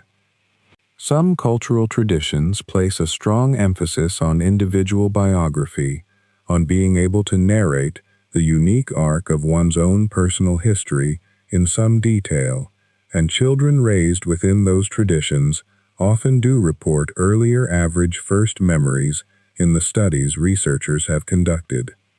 Other cultural traditions place comparatively less emphasis on that kind of detailed personal narrative and more emphasis on collective experience, on family or community memory rather than strictly individual memory, and the average age of first reported memory in those populations tends, in the data collected so far, to run somewhat later. None of this is a matter of one culture having sharper minds or better brains than another. Nervous systems everywhere follow broadly the same developmental timeline for the memory structures involved. What differs is the practice, the sheer amount and style of talk devoted to turning a lived moment into a told story, and how much cultural weight gets placed on that particular kind of storytelling in the first place. So when a vivid early memory arrives, whole and confident, arriving with the certainty of something simply known, it is worth holding it a little more loosely than that confidence might suggest. It is very likely a blend, some genuine fragment of original experience, however faint, woven together with photographs studied at later ages, with stories heard and retold at holiday tables, with the particular narrative habits of a particular family and a particular culture, all of it stitched so smoothly together over years of gentle repetition that the seams become impossible to find, even for the person doing the remembering. This is not a flaw in memory so much as a demonstration of what memory is actually for, which has less to do with filing away a perfect recording and much more to do with building something usable, something tellable, something that can be carried forward and shared. And that raises a further question worth sitting with quietly about what happens inside the brain during those same early years to make this kind of story building possible at all when it was not possible before. Given that the brain cannot simply be asked what it remembers, not at 6 months and not really at 2 years either, the scientists who study infant memory have had to become remarkably inventive, borrowing methods from engineering, from animal research, from clinical medicine, and bending them gently toward a population that cannot fill out a questionnaire or describe a feeling. Consider for a moment one of the oldest and simplest tools in this entire field, something so quiet it barely looks like an experiment at all. A baby lies in a crib or sits propped in a small chair, facing 2 images side by side. One image is new. One image the baby has already seen, perhaps only a minute earlier, perhaps the day before. Researchers, positioned just out of the baby's direct line of sight, simply watch where the eyes go and for how long they stay there. This is called a looking time study, and it rests on a discovery made in the middle of the 20th century by researchers including Robert Fance, who noticed something that seems obvious only in hindsight, which is that infants tend to look longer at things that are new to them than at things they have already processed. Familiarity, it turns out, is a little bit boring, even to a 2-month-old. So if a baby glances briefly at the familiar image and lingers on the novel one, that pattern becomes a kind of evidence, a suggestion that some trace of the earlier image survived somewhere in that small developing brain, long enough to be recognized as old rather than new. It is not a perfect window.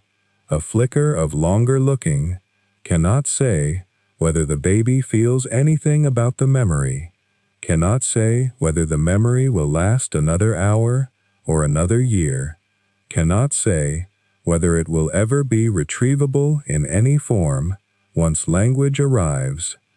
But it is enough to establish something important, which is that recognition memory, The humble ability to sense that something has been encountered before is present shockingly early, well before a baby can crawl, let alone speak. A related approach asks not what babies look at, but what they do with their own bodies, and one of the more charming versions of this involves a mobile hung above a crib, the kind with soft shapes dangling and turning slowly in the air. Researchers led by Carolyn Rovey Collier developed a method in which a ribbon connects the mobile to a baby's ankle, so that a kick sets the mobile spinning and jingling. Babies as young as 2 or 3 months figure this out remarkably fast.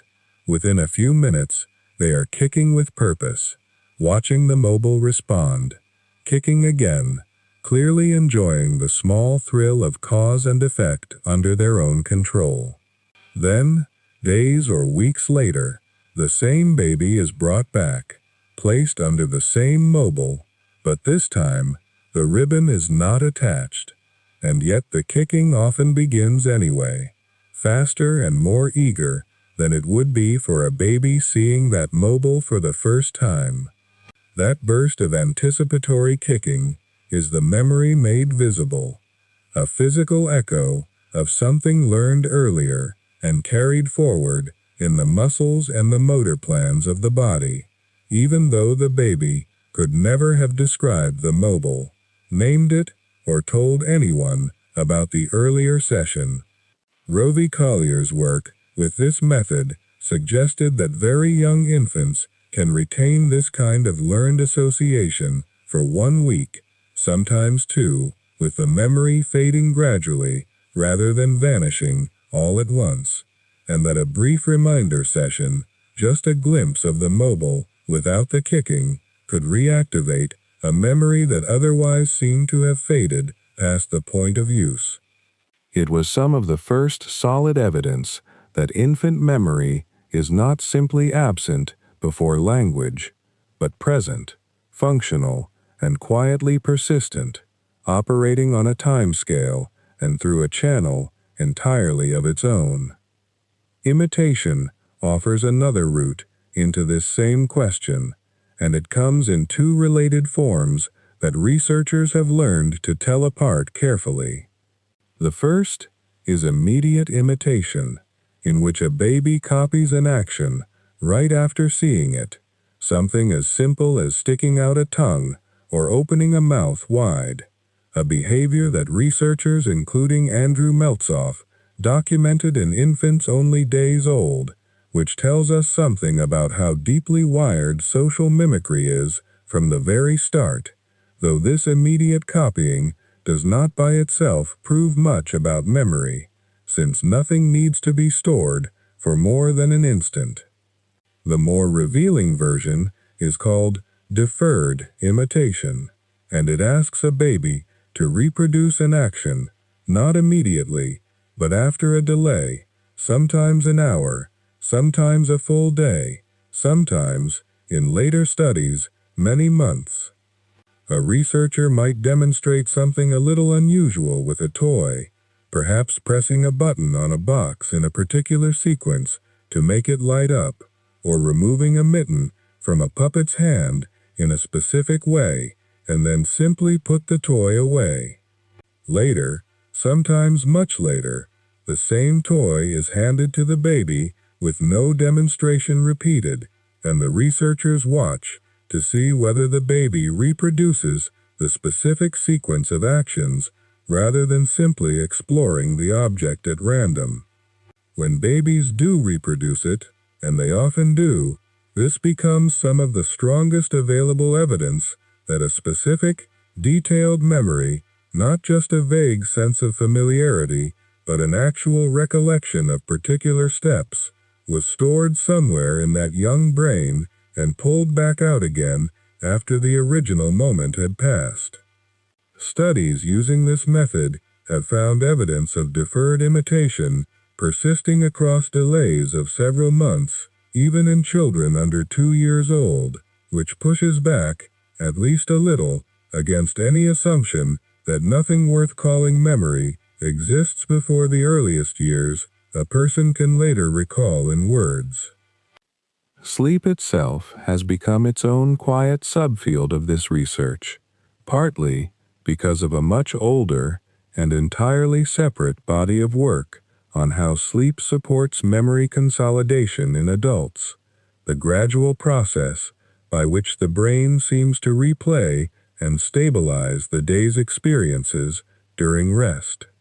Researchers have adapted pieces of that framework to infants and young children, using methods like the mobile task alongside careful observation of napping and nighttime sleep, and the general pattern that has emerged, though still being refined, suggests that sleep may play a similarly supportive role early in life, helping to strengthen memory traces that would otherwise fade faster while a baby is awake.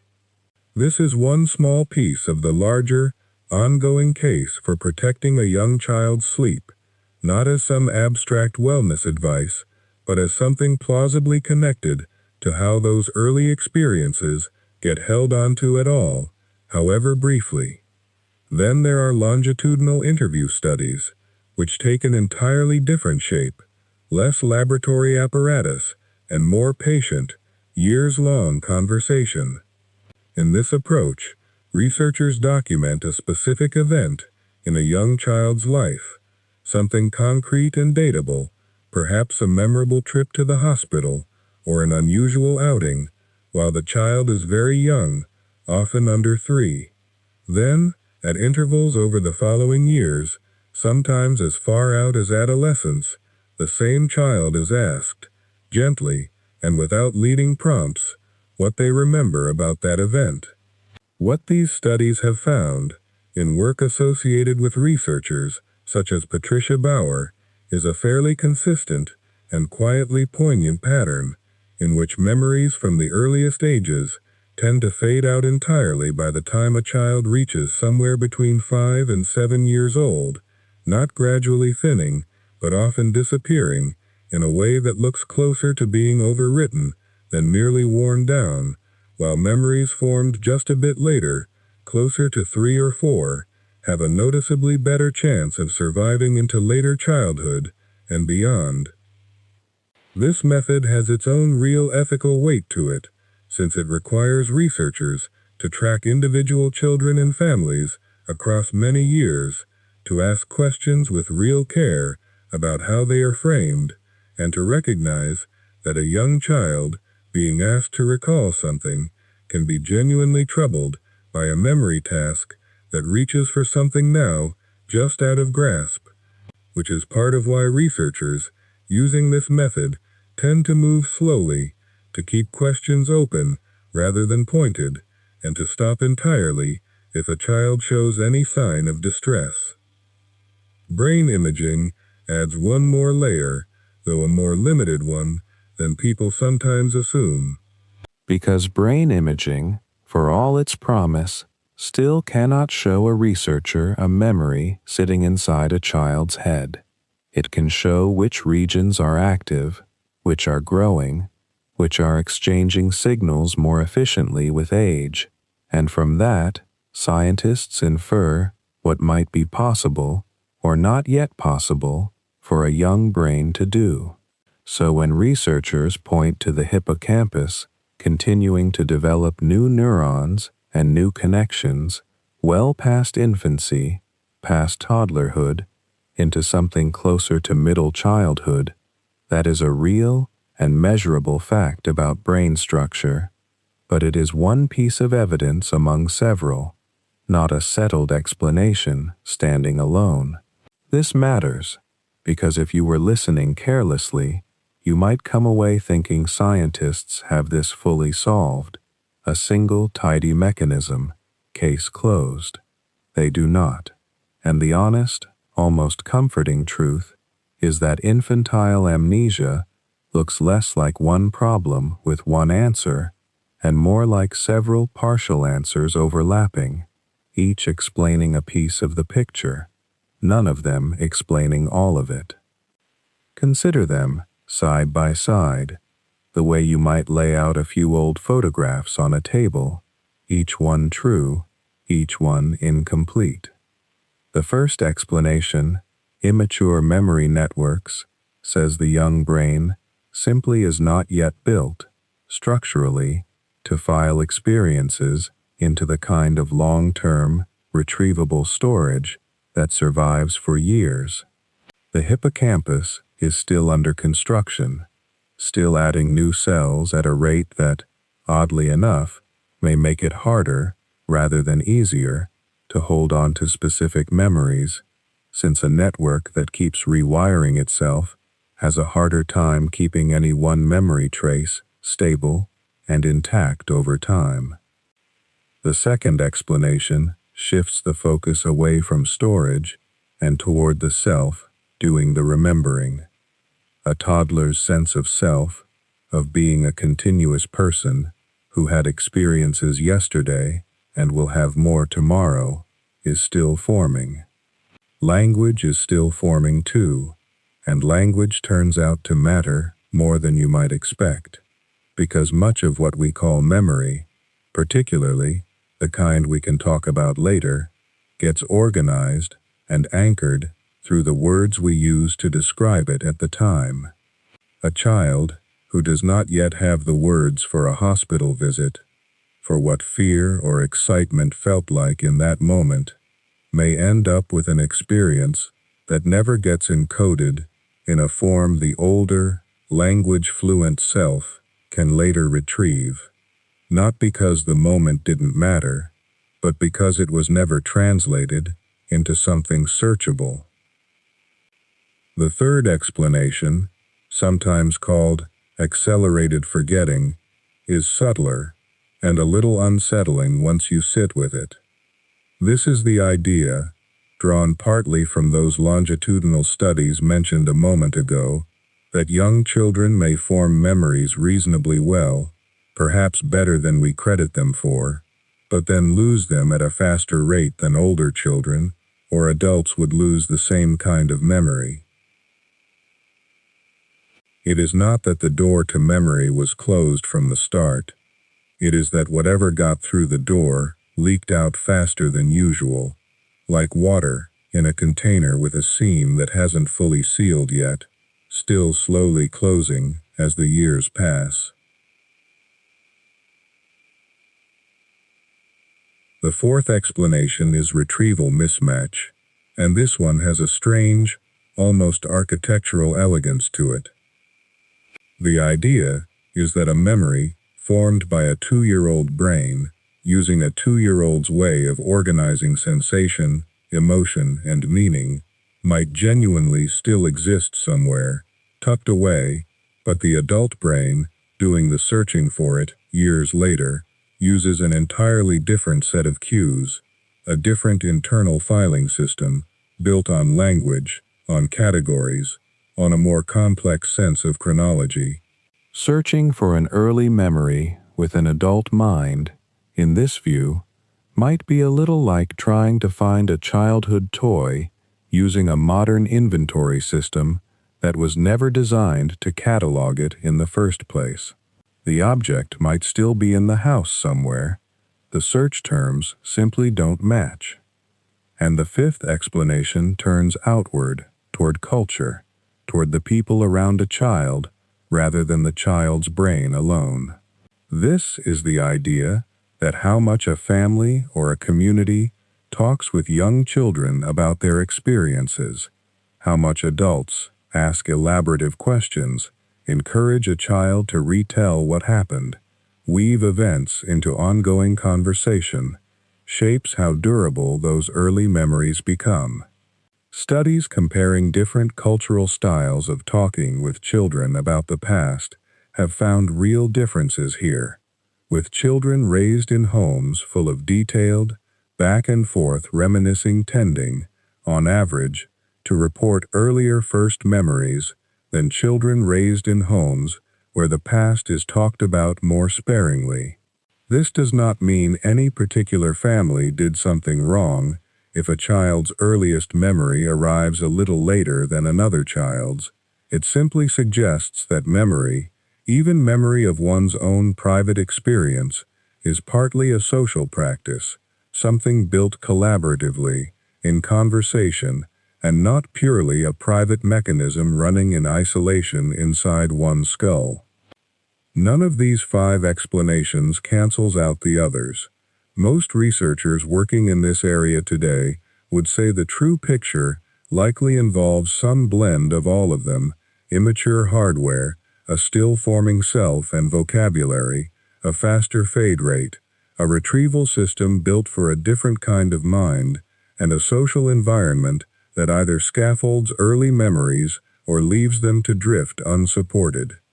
The disagreement in the field is less about whether these factors matter and more about how much weight to give each one, and that is a genuinely open question, one without a tidy consensus yet, which is worth sitting with honestly rather than smoothing over. Now, here is where the story needs to slow down and turn toward something a little more delicate, because talking about early memory naturally invites a tempting but risky next step, which is trying to recover or verify memories from those earliest years.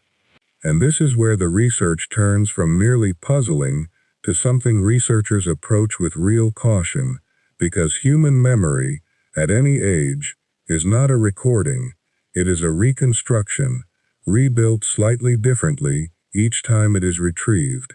And early childhood is exactly the period where this reconstructive quality becomes most pronounced and most easy to accidentally interfere with.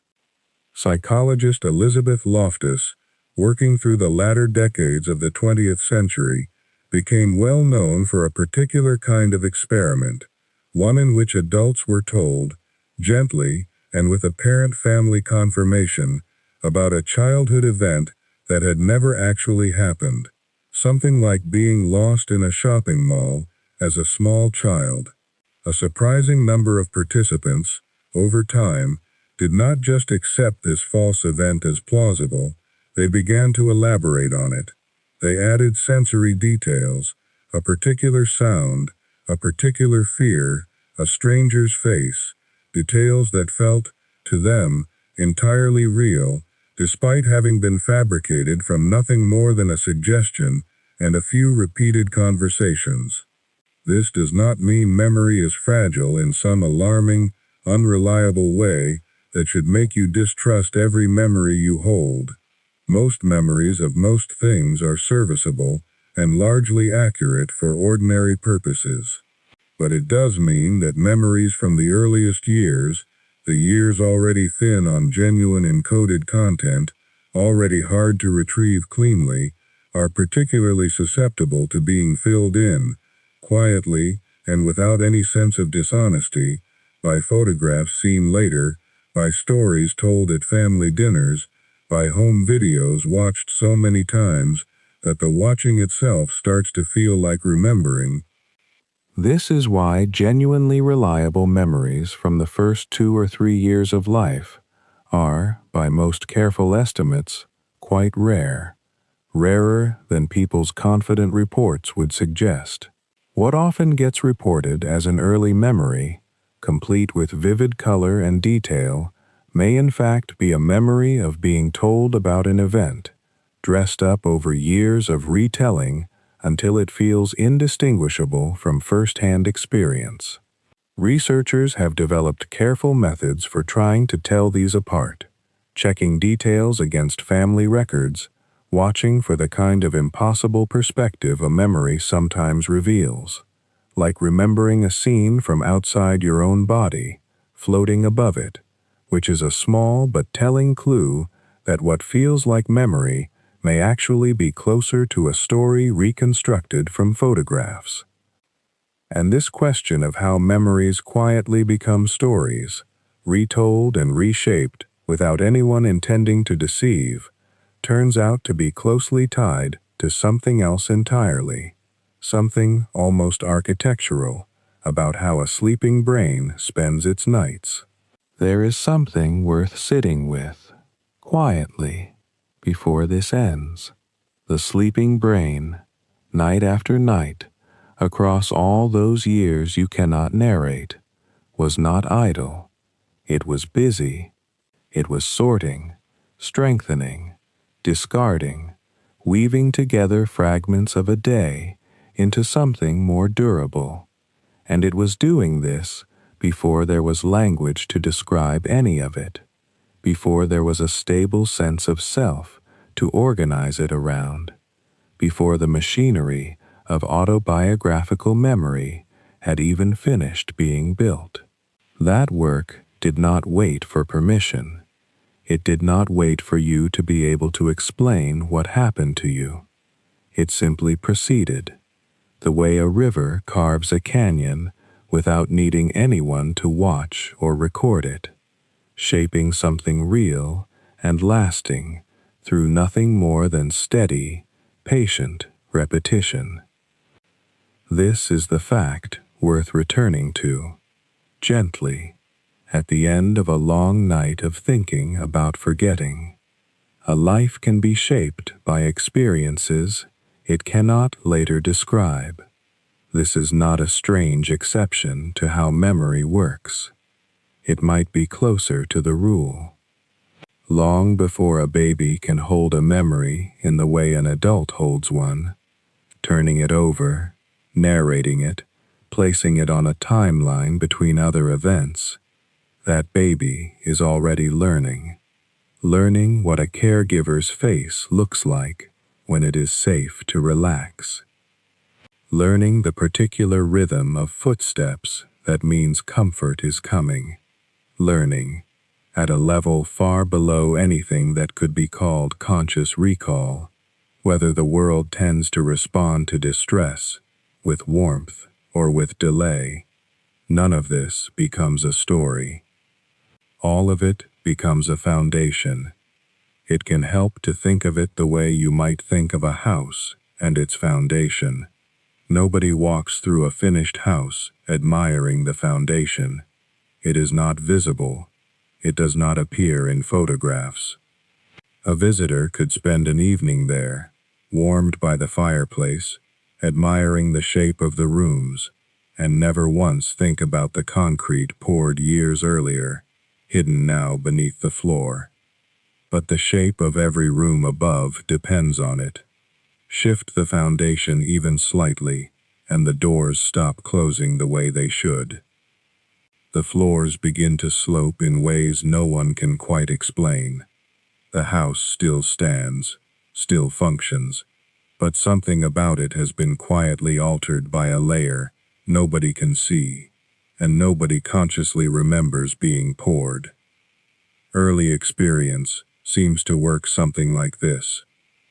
The years before autobiographical memory reliably begins, roughly the first 3 to 4 years for most people, are not years without effect. They are years without narration. A toddler who is consistently soothed when frightened is not filing that soothing away as a memory to be retrieved later, complete with a date and a setting. But something in that repeated experience appears to shape how a nervous system learns to regulate itself, how readily it expects comfort to be available, how it calibrates its own baseline sense of whether the world is generally trustworthy or generally uncertain. None of this requires a story. It only requires repetition, consistency, and a developing brain paying attention in the particular, wordless way that very young brains pay attention. This is worth separating carefully from something it can easily be confused with, and confusing the two causes a particular kind of quiet worry that does not need to exist. A missing autobiographical window is not the same thing as an empty childhood. Not remembering the specific afternoon you learned to walk does not mean that afternoon left no trace. It only means the trace it left is not the kind of trace that can be narrated. It lives somewhere else, in patterns of attachment, in the ordinary competence of a body that knows how to catch itself when it stumbles, in a felt sense of safety or unease that shows up decades later, without ever announcing where it came from. The forgetting is real, but the shaping was also real, and the two are not in conflict. A person can be, in a very concrete sense, made by years they cannot describe to anyone, including themselves. Consider, for a moment, how strange this would sound if applied to almost any other kind of learning, and how ordinary it becomes once you notice the pattern is everywhere.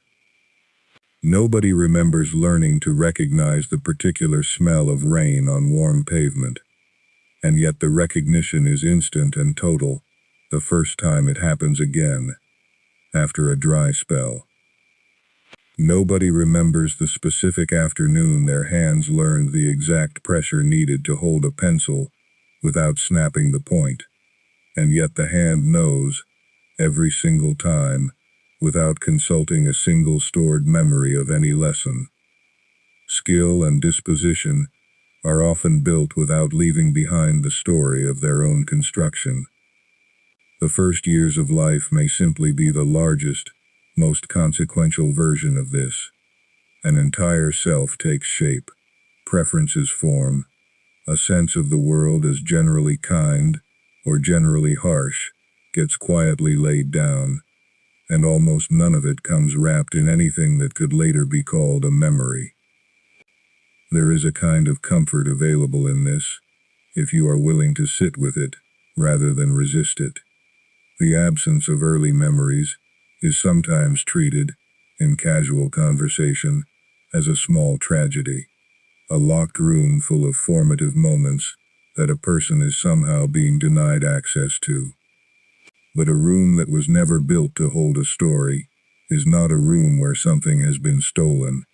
The infant brain, during those years, was not yet equipped with the specific architecture needed to file experiences as retrievable, narratable events.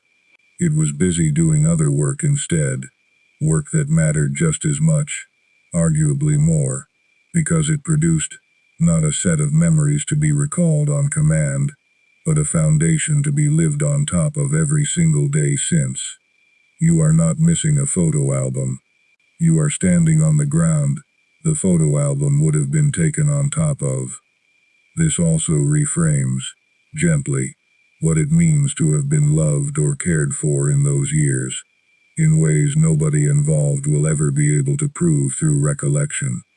A parent who spent countless small, unremarkable evenings offering comfort during those early years cannot expect gratitude phrased in specific memories, because there will be no specific memories to draw on. The child will not, at 40, be able to say, "I remember the night you sat by my crib during that fever," because the machinery for storing that kind of narratable memory simply was not yet running. And yet something remains, something about how safety felt, how reliably distress was met with response, appears to leave its mark in the deep architecture of temperament and expectation, invisible and untitled, but present. The absence of the specific memory does not mean the absence of the effect. If anything, the effect may be more durable precisely because it was never filed away as one memory among many, competing with birthdays and vacations and ordinary Tuesdays for a place in a crowded archive. It became something more like weather, ambient and constant, rather than an event.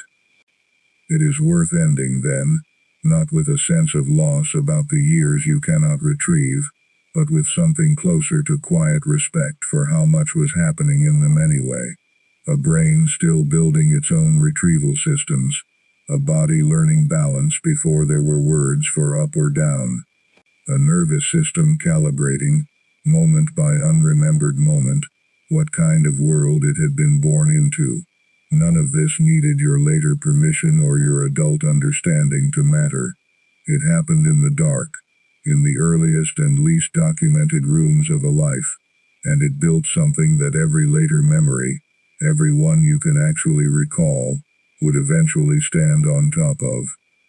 So if tonight brought you here wondering why the first years feel like a closed door, You can let that door stay closed without mistaking it for an empty room behind it. Something was built there. It is still being lived in, quietly, every day, whether or not it can be described. That is not a small consolation. It might be the entire point.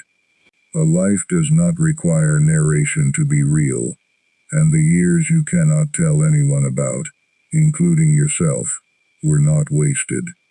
They were foundational, in the plainest and most literal sense of that word, and they are still holding up everything you have built since, whether you have ever thought about them at all. Rest well.